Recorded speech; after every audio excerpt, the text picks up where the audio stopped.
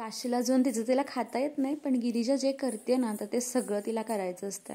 त्यामुळे तिनं भरवलं की आपण पण लगेच भरवायचं आणि करायचं तिला कळतंय. आईस्क्रीम खाताना हात घाण होणार, ती सगळी घाण होणार मला माहिती होतं, पण थोडंसं सवय पाहिजे म्हणून म्हटलं खावं तुम्हीच. तिने मला द्या, मला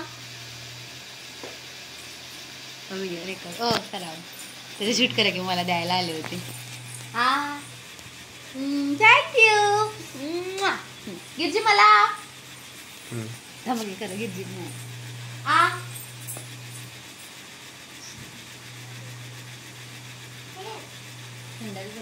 गिरजी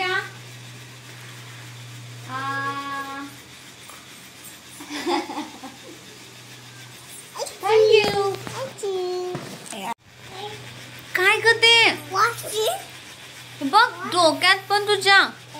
अगं शी शी तुला धुवायला पाहिजे आता.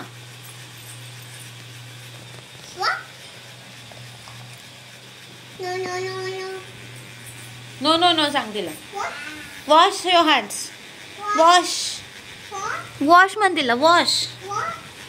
शी शी शी शी शी.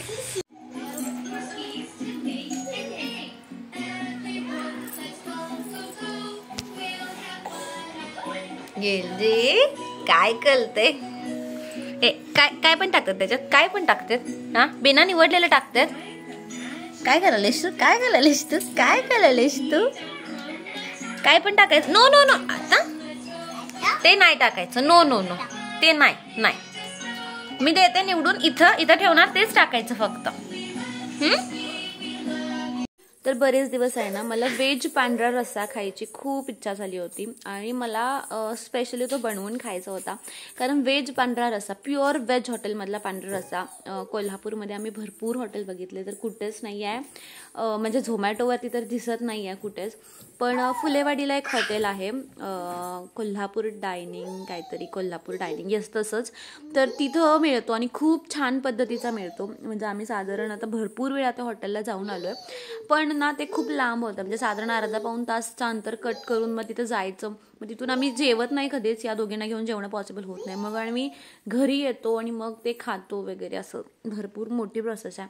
तर म्हटलं की जरासं ट्राय करूयात घरामध्येच की होतं आहे काय. तर वेगवेगळे चॅनलवरती वेगवेगळे रेसिपीज होते आणि मग त्यातली एक रेसिपी बघितली आणि करायला चालू केलं. तर मला असं वाटत होतं की होईल चांगला आणि आमचे मिस्टर सजेस्ट करत होते की करू नकोस, आपण घेऊन येऊयात जाऊन. तर म्हटलं नाही, आपण यावेळी थोडं टेस्ट करूयात घरातला रस्सा कसा होतोय. आणि मला पण यायला हवं, कारण आता घरात फॅमिली मेंबर्स वाढत आहेत म्हटल्यावरती व्यवस्थित आपण घरामध्येच केलेलं चांगलं असतं. तर हे मटकी आहेत ना फोडणी घातले, कुकरला लावले आणि मसाले भात होता तर या दोघींना भरवायला आले. कारण आम्हाला खूप लेट होणार होता सगळं जेवण वगैरे करायला. तर यांना लेट भरवून चालत नाही, यांची टायमिंग व्यवस्थित आपल्याला पाळावीच लागते.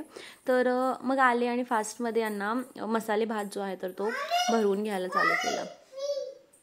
त्यानंतर मग पुन्हा रेसिपीची सुरुवात.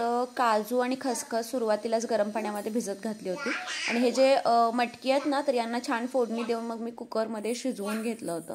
थोडा जास्त रस्सा हवा होता म्हणून मग 2 भांड्यामध्ये जास्त मी मटकी जी होती तर ती घेतली होती. आणि मग त्याचं जे काही पाणी असतं, म्हणजे जो काही रस्स्याचा बेस असतो ना पांढऱ्या रस्स्याचा, तर तो सगळा गाळून घेतला त्याच्यामध्ये.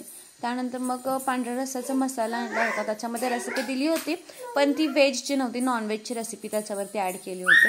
तर ती काय माझ्या कामाची नव्हती. मग त्याच्यानंतर मी या मटकीच्या बेसमध्ये जे काही काजूची पेस्ट केली होती ती ॲड केली. हे मी सगळं रेसिपीमध्येच बघितलं होतं, तिथूनच बघून मी हे सगळं करते आहे, फर्स्ट टाईमच करते आहे. आणि त्याच्यानंतर मग दूध जे होतं नारळाचं, आपण दूध काढतो ना, तर ते दूध जे होतं तर ते दूध मग ॲड केलं आणि मग त्याच्यानंतर व्यवस्थित ते पूर्ण हे उकळी येईपर्यंत ना व्यवस्थित हलवत राहायला लागतं. आणि मग नंतर आम्ही जेवायला बसलो आणि रस्सा कसा झाला होता तर मला विचारला तर आपण नाही का 1 नंबर 2 नंबर 3 नंबर असं म्हणतो, तर 3 नंबरमध्ये झाला होता साधारण. तर आता वेळ आहे प्रश्न उत्तरांची. तर तुमची कमेंट आली होती की या चॅनलवरती तुमच्या 1000 सबस्क्रायबर्स नाही झालेले तरी तुम्हाला याचे पैसे मिळतात का. तर नाही, आपलं चॅनल मॉनिटाईज झाल्यानंतरच आपल्याला पेमेंट जे होतं ते चालू होतं. तर मॉनिटायझेशनसाठी 1000 सबस्क्रायबर्स आणि 4000 तास तुमचे कंप्लीट झाले पाहिजेत. आता सध्या 500 सबस्क्रायबर्स आणि 3000 तासाला सुद्धा मॉनिटायझेशन होतं. पण जे ॲड्स लागतात ना, तर ॲड्स थ्रू पेमेंट नाही मिळत. त्याच्यामध्ये तुम्हाला जे स्टार्स वगैरे असतात, सबस्क्रिप्शन लोक घेतात, तर त्याचं पेमेंट तुम्हाला मिळतं. पण प्युअर मॉनिटायझेशन जे आहे तर त्याच्यासाठी तुम्हाला 1000 सबस्क्रायबर्स आणि 4000 तास कंप्लीट केले पाहिजेत. तरच तुम्हाला जे ॲड्स दिसतात ना आपले व्हिडिओमध्ये, तर त्याच्या थ्रू तुम्हाला पैसे मिळतात. आणि 4000 तास आहे ना, असं पहिल्या सुरुवातीला वाटतं का खूप मोठे आहेत, पण तसं नाही आहे. तुम्ही रेग्युलरली व्हिडिओज अपलोड केले ना की 4000 तास कधी निघून गेले समजणार पण नाही.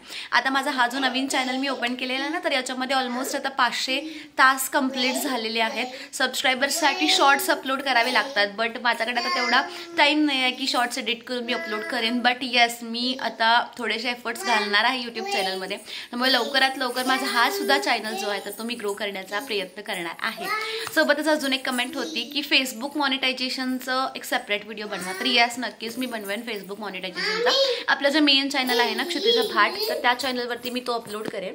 तर फेसबुकचं कसं आहे सांगते. जर जे लोक तुम्ही आता यूट्यूबवरती जर तुम्ही व्हिडिओज बनवताय ना, तर तुम्ही फेसबुकवरती पण अकाउंट ओपन करा, पेज ओपन करा आणि तेच व्हिडिओ जे तुम्ही यूट्यूबवरती टाकताय ना, तर तेच व्हिडिओज तुम्हाला फेसबुकवरती पण अपलोड करायचे आहेत, सेम व्हिडिओ. उलट फेसबुकचा मॉनिटायझेशनचा क्रायटेरिया कमी आहे आणि लगेचच तुम्हाला तुमचं पेमेंट जे आहे तर ते स्टार्ट होईल. म्हणजे सेम व्हिडिओ आणि 2 वेगवेगळे प्लॅटफॉर्म्स आणि तिथं अर्निंग पण 2 वेगवेगळ्या प्लॅटफॉर्म्सवरून तुम्हाला मिळेल.